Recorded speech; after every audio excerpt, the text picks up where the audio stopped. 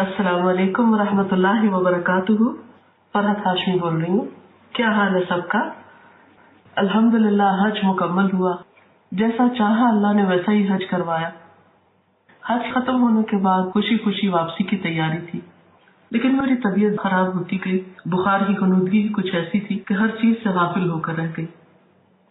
आहिस्ता आहिस्ता रोजमर्रा के काम, खाना पीना, पढ़ना लिखना, मेल्स, फोन कॉल्स, मीटिंग्स, दर्स का प्रोग्राम छूटते गए। कुछ अपनी जान का होश तक न था।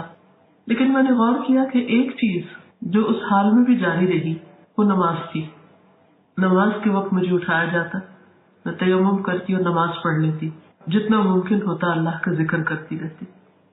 नमाज लेटकर भी पढ़ी, बैठकर भी पढ़ी, इशारों से भी पढ़ी, जैसे भी मुमकिन हुआ पढ़ी। कि नमाज एक काम है जो हर हाल में हम पर फर्ज है, किसी भी सूरत में छोड़ी नहीं जा सकती। ये हमारे दिन की कितनी बड़ी खूबसूरती है कि वो नमाज के जरिए हमें बार बार होश में लाता है। मैं सोचती थी कि अल्लाह ने मुझे अपनी इबादत के लिए पैदा किया है और ये इबादत मुझे हर हाल में करनी है। ये मेरा मकसद जिंदगी है। ये वो चीज है कि जो वाकई मुझे मेरे होने का एहसास दिला रही है। नमाज एक फरीजा है, आंखों की ठंडक है। नमाज उस वक्त भी हमें अल्लाह की याद दिलाती है, अल्लाह के कुर्ब का एहसास दिलाती है जब कोई हमारे पास नहीं रहता, हत्ता कि हमारा अपना वजूद हमसे अजनबी होने लगता है। दुनिया के किसी और मजहब में कोई ऐसी चीज नहीं कि जो हर हाल में इंसान को करना हो जब तक होश है।